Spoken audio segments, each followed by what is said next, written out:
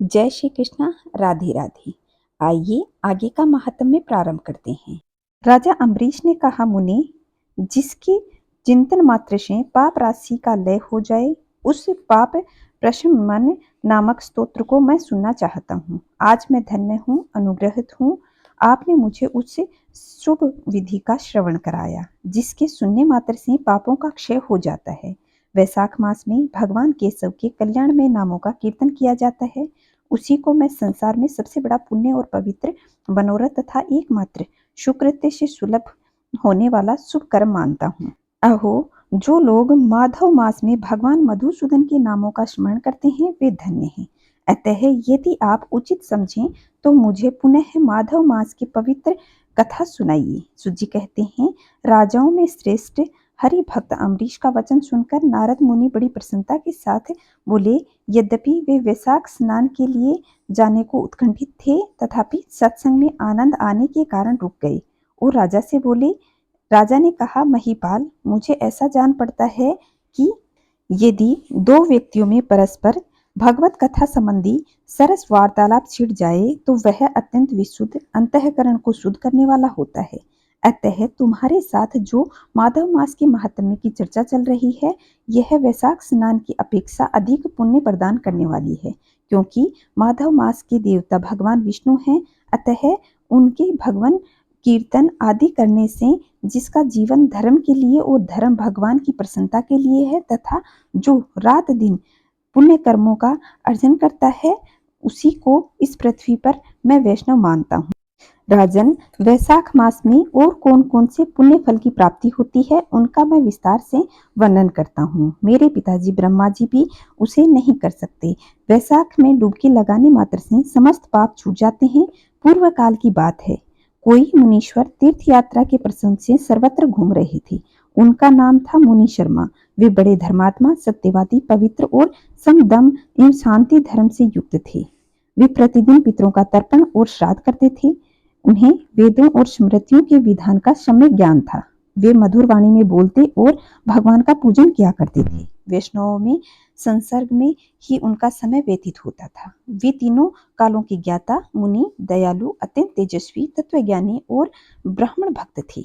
वैशाख का महीना चल रहा था। मुनि शर्मा स्नान के लिए नर्मदा नदी के किनारे जा रहे थे। उसी समय उन्होंने अपने सामने 5 पुरुषों को देखा जो भारी दुर्गति में फंसे हुए थे।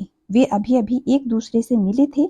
उनके शरीर का रंग काला था। वे एक बरगद की छाया में बैठे हुए थे और पापों के कारण उद्विग्न होकर चारों ओर दृष्टिपात कर रहे थे।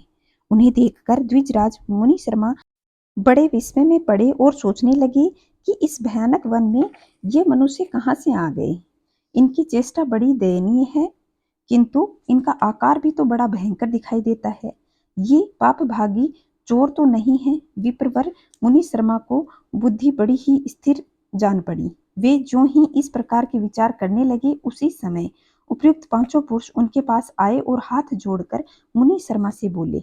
उन पुरुषों ने कहा, विप्रवर, हमें आप कल्याण में पुरुषोत्तम जान पड़ते हैं। हम दुखी जीव हैं, अपना दुख विचार कर आपको बताना चाहते हैं। द्विजराज, आप कृपा करके हमारे कष्ट की कथा सुने।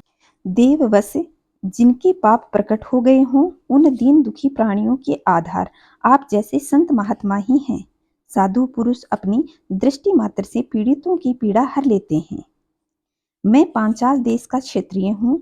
मेरा नाम नरवाहन है। मैंने मार्ग में मोहवश बाण द्वारा एक ब्राह्मण की हत्या कर डाली, जिससे ब्रह्म हत्या का पाप मुझे लगा। इसलिए शिखा, सूत्र और तिलक से रहित होकर मैं पृथ्वी पर घूमता हूँ और सबसे कहता फिरता हूँ कि मैं ब्रह्म हत्यारा हूँ। मुझ महापापी ब्रह्मघाती को आप कृपा करके भिक्षा दें। इस दशा में पड़े पड़े मुझे 1 वर्ष बीत गया। मैं पाप से जल रहा हूँ। मेरा चित्त शोक से व्याकुल है। तथा ये जो सामने दिखाई देते हैं, इनका नाम चंद्र शर्मा है। ये जाति के ब्राह्मण हैं। इन्होंने मोह से मलिन होकर गुरु का वध कर दिया। मगध देश के निवासी हैं। इनके स्वजनों ने इनका परित्याग कर दिया। यह भी घूमते घूमते देवात यहाँ आ पहुंचे हैं। इनकी भी न शिखा है न सूत्र है। ब्राह्मण का कोई चिन्ह इनके शरीर पर नहीं है। इनके सिवा ये तीसरा व्यक्ति है जिनका नाम है देव शर्मा। स्वामिन, ये भी बड़े कष्ट में है, यह भी जाति का ब्राह्मण है, किंतु मोहवश वेश्या की आसक्ति में फंसकर शराबी हो गया। इन्होंने भी पूछने पर अपना सारा हाल सच सच कह सुनाया। अपने प्रथम पापाचार को याद करके इनके हृदय में बड़ा संताप होता है। ये सदा मन संताप से पीड़ित रहते हैं। इनको इनकी स्त्री, बंधु बांधवों तथा गांव के लोगों ने वहां से निकाल दिया है। ये अपने उसी पाप के साथ भ्रमण करते हुए यहाँ आए हैं। ये चौथे महर्षि जाति से वैसे हैं, इनका नाम विदुर है। ये गुरु पत्नी के साथ समागम करने वाले हैं। इनकी माता मिथिला में जाकर वेश्या हो गई। इन्होंने मोहवश 3 महीनों तक उसी का उपभोग किया, परंतु जब असली बात का पता लगा तो ये बहुत दुखी होकर पृथ्वी पर विचरते हुए यहाँ वहाँ जा रहे थे और यहाँ आ पहुँचे। हम में से ये जो 5वें दिखाई दे रहे हैं, यह भी वैसे हैं। इनका नाम नंद है। ये पापियों का संसर्ग करने वाले महापापी हैं। इन्होंने प्रतिदिन धन के लालच में पड़कर बहुत चोरी की है। पातकों के आक्रांत हो जाने पर इन्हें स्वजनों ने त्याग दिया है। तब ये स्वयं भी खिन्न होकर देवात यहाँ आ पहुंचा है।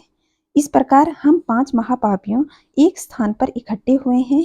हम सब के सब दुखी और दुख से घिरे हुए हैं। अनेकों तीर्थों में घूमे हैं, मगर हमारा घोर पातक मिटता ही नहीं है। आपको तेजस्वी और उद्दीप्त देखकर हम लोगों के मन में यह प्रसन्नता हुई है कि आप जैसे साधु पुरुषों के पुण्यमय दर्शन से हमारे पापों का अंत होने की कोई सूचना मिल रही है। स्वामी, कोई ऐसा उपाय बताइए जिससे हम लोगों के पापों का नाश हो जाए। प्रभु, आप तो देवार्थ और वेदार्थ ज्ञाता हैं, परम दयालु जान पड़ते हैं। आपसे हम हमारे उद्धार की आशा करते हैं। मुनि शर्मा ने कहा, तुम लोगों ने अज्ञानवश पाप किया है, किंतु इसके लिए तुम्हारा हृदय अनुताप है तथा तुम सब के सब सत्य बोल रहे हो। इस कारण तुम्हारे ऊपर अनुग्रह करना मेरा कर्तव्य है। मैं अपनी भुजा ऊपर उठाकर कहता हूँ, मेरी सत्य बातों को सुनो। पूर्व काल में जब मुनियों का समुदाय एकत्र हुआ था, उस समय मैंने महर्षि अंगिरा के मुख से जो कुछ सुना था वही वेद शास्त्रों में देखा है। वह सब में विश्वास करने योग्य है और मेरी आराधना से संतुष्ट हुए भगवान विष्णु ने भी पहले ऐसी ही बात बतलाई थी। वह इस प्रकार है, भोजन से बढ़कर दूसरे कोई तृप्ति का साधन नहीं है, पिता से बढ़कर कोई गुरु नहीं है, ब्राह्मणों से बढ़कर कोई दूसरा उत्तम पात्र नहीं है तथा भगवान विष्णु से श्रेष्ठ कोई दूसरा देवता नहीं है। गंगा की समानता करने वाला कोई तीर्थ नहीं है, गोदान की तुलना करने वाला कोई दान नहीं है, गायत्री के समान जप नहीं है, एकादशी के तुल्य व्रत नहीं है, भार्य के सदृश मित्र नहीं है, दया के समान धर्म नहीं है, स्वतंत्रता के समान सुख नहीं है, गृहस्थ को बढ़कर आश्रम और सत्य से बढ़कर सदाचार नहीं है। इस प्रकार संतोष के समान कोई सुख नहीं है तथा वैशाख के समान पापों का हरण करने वाला कोई दूसरा मास नहीं है। वैशाख मास भगवान मधुसूदन को बहुत प्रिय है। गंगा आदि तीर्थों में वैशाख स्नान का सुयोग्य अत्यंत दुर्लभ है। उस समय गंगा, यमुना, नर्मदा की प्राप्ति भी कठिन है। जो शुद्ध हृदय वाला मनुष्य भगवान के भजन में तत्पर हो पूरे वैशाख में प्रातः काल गंगा स्नान करता है, वह सब पापों से मुक्त होकर परम गति को प्राप्त होता है। इसलिए पुण्य के सारभूत इस वैशाख मास में तुम भी पातकी मेरे साथ नर्मदा नदी के तट पर चलो और गोते लगाओ। नर्मदा के जल का मुनि लोग भी सेवन करते हैं। वह समस्त पापों के भय का नाश करने वाला है। मुनि के यूं कहने पर सब पापी उनके साथ अभूतपूर्व पुण्य प्रदान करने के लिए नर्मदा की प्रशंसा करते हुए उनके साथ तट पर गए। किनारे पर पहुंचकर ब्राह्मण श्रेष्ठ मुनि शर्मा का चित्त प्रसन्न हो गया। उन्होंने वेदोक्त विधि के अनुसार नर्मदा के जल में प्रातः काल का स्नान किया। उपयुक्त 5 पापियों ने भी ब्राह्मण के कहने पर ज्यों ही नर्मदा नदी में डुबकी लगाई, त्यों ही उनके शरीर का रंग बदल गया और वे तत्काल सुवर्ण के समान कांतिमय हो गए। फिर मुनि शर्मा ने सब लोगों के सामने उन्हें पाप प्रश्न मन नामक स्तोत्र सुनाया। भूपाल, अब तुम पाप प्रश्न मन नामक स्तोत्र को सुनो। इसका भक्ति पूर्वक श्रवण करके भी मनुष्य पाप राशि से मुक्त हो जाता है। इसके चिंतन मात्र से बहुतेरे पापी शुद्ध हो चुके हैं। इसके सिवा और भी बहुत से मनुष्य स्तोत्र का सहारा लेकर अज्ञान जनित पापों से मुक्त हो गए हैं। जब मनुष्यों का चित्त पराई स्त्री, पराये धन, जीव हिंसा आदि के ऊपर जाए तो प्रायश्चित रूपा स्तुति कर लेने से उनकी शरण में जाने से यह सारे पाप नष्ट हो जाते हैं। यह स्तुति इस प्रकार है। संपूर्ण विश्व में व्यापक भगवान विष्णु को सर्वदा नमस्कार। विष्णु को बारंबार प्रणाम। मैं अपने चित्त में विराजमान विष्णु को नमस्कार करता हूँ। अपने अहंकार में व्याप्त श्री हरि के सामने मस्तक झुकाता हूँ। श्री विष्णु के चित्त में विराजमान ईश्वर अव्यक्त, अनंत, अपराजित, सबके द्वारा सत्वन करने योग्य तथा आदि अंत रहित ऐसे श्री हरि को मैं नित्य निरंतर प्रणाम करता हूँ।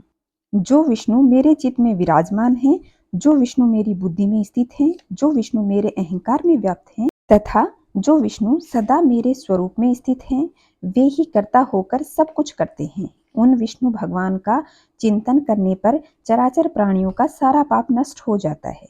जो ध्यान करने योग्य और स्वप्न में दिख जाने पर भी पापियों के पाप हर लेते हैं तथा चरणों में पड़े हुए शरणागत भक्त जिन्हें नित्य अत्यंत प्रेम करते हैं, उन वामन रूपधारी भगवान विष्णु को मैं नमस्कार करता हूँ, जो अजन्मा, अक्षर और अविनाशी है तथा इस अवलंब शून्य संसार में हाथ का सहारा देकर देने वाले हैं। स्तोत्रों द्वारा जिनकी स्तुति की जाती है, उन सनातन भगवान विष्णु को मैं प्रणाम करता हूँ। हे सर्वेश्वर, हे ईश्वर, हे व्यापक परमात्मा, हे इंद्रियों का शासन करने वाले अंतर्यामी ऋषिकेश, आपको बारंबार नमस्कार। हे नृसिंह, हे अनंत, हे गोविंद, हे भूत भावन, हे केशव, हे जनार्दन, मेरे दुर्वचन, दुष्कर्म और दुष्चिंतन को शीघ्र ही नष्ट कर दीजिए। महाबाहो, मेरी प्रार्थना सुनिए। अपने चित्त के वश में होकर मैंने जो कुछ भी बुरा चिंतन किया है उसको शांत कर दीजिए। ब्राह्मणों का हित साधने वाले देवता गोविंद, परमार्थ में तत्पर रहने वाले जगन्नाथ, जगत को धारण करने वाले अच्युत, मेरे पापों का नाश कीजिए। मैंने पूर्वाह्न, सायंहन, मध्याह्न तथा रात्रि के समय शरीर, मन और वाणी के द्वारा जानकर या अजन्मे में जो कुछ पाप किया है, वह सब ऋषिकेश, पुंडरीकाक्ष और माधव, इन तीनों नामों के उच्चारण मात्र से नष्ट हो जाएं। ऋषिकेश, आपके नमोच्चारण से मेरा शारीरिक पाप नष्ट हो जाए। पुंडरीकाक्ष, आपके स्मरण नाम से मानस ताप सारे नष्ट हो जाएं। हे माधव, आपके नाम कीर्तन से मेरे वासनिक पाप भी सारे नष्ट हो जाएं। मैंने खाते पीते, खड़े होते, सोते जागते और ठहरते समय मन, वाणी और शरीर से स्वार्थ या धन में जो भी कुचित योनियों में नरकों की प्राप्त होने वाली महान और थोड़ा पाप किया हो, वह सब भगवान वासुदेव का नामोच्चारण करने से नष्ट हो जाएं। जैसे पर ब्रह्म, परम धाम और परम पवित्र कहते हैं, वह तत्व भगवान विष्णु ही हैं। इन श्री विष्णु भगवान का कीर्तन करने से मेरे जो भी पाप हैं वे नष्ट हो जाएं। जो गंध और स्पर्श से रहित हैं, यानी पुरुष जिसे पाकर पुनः इस संसार में नहीं लौटते, वह श्री विष्णु के परम पद को मैं बारंबार नमस्कार करता हूँ। वह सब मुझे पूर्ण रूप से प्राप्त हो जाए। यह पाप प्रशमन नामक स्तोत्र, जो मनुष्य इसे पढ़ता है और सुनता है, वह शरीर, मन और वाणी के द्वारा हुए पापों से मुक्त हो जाता है। इतना ही नहीं, वह पाप ग्रह आदि के भय से भी मुक्त होकर विष्णु के परम पद को प्राप्त होता है। यह स्तोत्र सब पापों का नाशक तथा पाप राशि का प्रायश्चित है। इसलिए श्रेष्ठ मनुष्यों को पूर्ण यत्न करके ही इस स्तोत्र का पाठ करना चाहिए। राजन, इस स्तोत्र के श्रवण मात्र से पूर्व जन्म तथा इस जन्म के किए हुए सारे पाप तत्काल नष्ट हो जाते हैं। यह स्तोत्र पाप रूपी वृक्ष के लिए कुठार, पाप में ईंधन के लिए दावानल, पाप राशि रूपी अंधकार समूह का नाश करने के लिए यह स्तोत्र सूर्य के समान है। मैंने संपूर्ण जगत पर अनुग्रह करने के लिए इसे तुम्हारे सामने प्रकाशित किया है। इसके पुण्यमय महात्म्य का वर्णन करने में स्वयं श्री हरि भी असमर्थ हैं। तो ये था आज का महात्म्य। आइए आज सुनते हैं श्री राधा रानी की कथा। एक समय की बात है, बरसाना गांव में एक सेठ रहते थे। वह बहुत धनी थे। उनके 3 पुत्र थे, परंतु उनके कोई भी पुत्री नहीं थी। कुछ समय पश्चात उनकी पत्नी का देहांत हो गया और सभी पुत्रों की शादी हो गई। सभी पुत्र अपने कार्य में व्यस्त हो गए, अपने बच्चों में, अपनी पत्नी के साथ। सेठ के दिल की बात सुनने वाला कोई नहीं था। सेठ को शुरू से ही यह बात बहुत दुखी करती थी कि उनकी कोई पुत्री नहीं है, लेकिन अब उनकी पत्नी की भी मृत्यु हो गई। इसके बाद तो उन्हें यह दुख और सताने लगा और वह इस बात को लेकर परेशान रहते थे कि उनके कोई पुत्री नहीं है। एक दिन एक महान पंडित उनके घर पर आया। उन्हें दुखी देखकर पूछा, तुम्हें क्या परेशानी है? तुम इतने दुखी क्यों हो? अपना दुख का कारण मुझे बतलाओ। सेठ जी ने अपना सारा दुख पंडित जी को बताया कि मेरे कोई पुत्री नहीं है। इस वजह से मुझे अपने जीवन के में यह अभाव हमेशा सताता रहता है कि मेरी कोई पुत्री क्यों नहीं है। तब पंडित जी ने कहा, लो, यह भी कोई परेशानी की बात है। तुम राधा रानी को अपनी बेटी मान लो। हमारे जीवन में जिस चीज की कमी होती है उसको भगवान ही पूरा करते हैं। परेशान होने से क्या फायदा? तुम राधा रानी को अपनी बेटी मानो और उससे ही अपने दिल की बात कह दिया करो। देखना, तुम्हारे जीवन में जो अभाव है वह तुम्हें कभी नहीं सताएगा। सेठ को पंडित जी की बात अच्छी लगी और उन्होंने ऐसा ही किया। राधा रानी की मूर्ति लेकर आए और प्रतिदिन भोजन करने से पहले राधा रानी को भोग लगाते, फिर स्वयं भोजन करते। सोने से पहले राधा रानी से खूब बातचीत किया करते थे। ऐसे ही करते करते उनके दिल में राधा रानी उनकी बेटी के रूप में ऐसे बस गई कि वह यह भूल ही गए कि उनके कोई बेटी नहीं है। उसे इस बात का आभास होने लगा कि उनकी पुत्री सच में है और वह बहुत दिल से अपनी पुत्री के सामने अपनी सारी बात बतला दिया करते थे। उसे भोजन ना खिलाते तो उनका मन नहीं लगता, जब उनसे बातें नहीं करते तो उनके मन को संतुष्टि नहीं मिलती। ऐसे करते हुए कई दिन बीत गए। सेठ जी के घर पर चूड़ी बेचने वाली मनहारन आया करती थी और वह उनकी बहुओं को चूड़ी पहनाकर जाती थी। एक दिन वह चूड़ी बेचने वाली घर पर आई और सेठ के बेटे की बहुओं ने चूड़ी पहनी और उसके बाद वह सेठ की बहुओं को चूड़ी पहनाकर जाने लगी तो उनके सामने एक कन्या आ गई। उसने कहा कि मुझे भी चूड़ी पहना दो। चूड़ी वाली ने सोचा शायद सेठ के घर पर कोई मेहमान आई है। उसको भी चूड़ी पहना दी और उसके बाद चूड़ी वाली सेठ जी के सामने पैसे मांगने के लिए दुकान पर पहुंची। चूड़ी वाली ने बोला कि पैसे दे दो। तब पहले से ही अधिक रुपए मांगे तो सेठ जी ने कहा कि क्या तुमने चूड़ी के दाम बढ़ा दिए हैं क्या? उसने कहा, नहीं तो चूड़ी के दाम तो मैंने नहीं बढ़ाए, परंतु आज तो मैं 4 जनों को चूड़ी पहना कर आई हूँ। सेठ जी ने कहा, मेरे घर पर तो 3 ही बहुएं हैं, तो तूने आज किसको चूड़ी पहनाई? सेठ ने कहा कि तुमसे कोई गलती हुई हो। मेरे घर पर तो चूड़ी पहनने के लिए 3 ही बहुएं हैं। और उन्होंने 3 के ही दाम उसे चूड़ी वाली को दे दिए। चूड़ी वाली भी बिना कुछ कहे पैसे लेकर चली गई। रात को सेठ जी घर आए और हमेशा की तरह राधा रानी को भोग लगाया, खूब सारी बातें की और सो गए। रात को सेठ जी के सपने में राधा रानी आई और कहने लगी, बाबा, तुमने चूड़ी पहनाने वाली को मेरे चूड़ी के पैसे कैसे नहीं दिए? जब तुमने मुझे अपनी बेटी माना है तो क्या मैं चूड़ी नहीं पहनूंगी? तो तुमने उन्हें पैसे क्यों नहीं दिए? ऐसा कहकर वह एक लाडली बेटी की तरह रोने लगी। यह देखकर सेठ जी की आंखें खुल गई और वह भी रोने लगे। जब सुबह हुई तो वह चूड़ी वाली के घर पहुंचे। बहुत सारी सोने की मुद्राएं उसके पैरों में रख दी और उसे बताया कि तुम सच में कल मेरे घर पे 4 लोगों को चूड़ियां पहनाई थी। मैंने राधा रानी को अपनी बेटी माना है। तुम बहुत भाग्यशाली हो जिसको राधा रानी ने दर्शन दिए। मैं इतनों दिनों से उनके दर्शनों को तड़फ रहा हूँ। तुमने एक बार में ही उनके दर्शन कर लिए। यह बोलकर वह रोने लगा। तुम्हें चूड़ी वाले के जो भी दाम चाहिए वह मुझसे ले लो। यह सुनकर मनहारन की आंखों में भी आंसू आ गए और उसने कहा कि खुद राधा रानी के दर्शन हो गए, अब मुझे उससे ज्यादा क्या चाहिए? इससे ज्यादा और मुझे अब कुछ नहीं चाहिए सेठ जी। और वह हाथ जोड़कर कहा कि यह सब तुम्हारी वजह से राधा रानी के दर्शन हुए हैं। हे सेठ जी, मेरा तो जीवन धन्य हो गया। मुझे और कुछ नहीं चाहिए। तो दोस्तों, जो भी भगवान को दिल से पुकारता है, पूजा अर्चना करता है, वह कैसे भी हमारे पास दौड़कर चले आते हैं।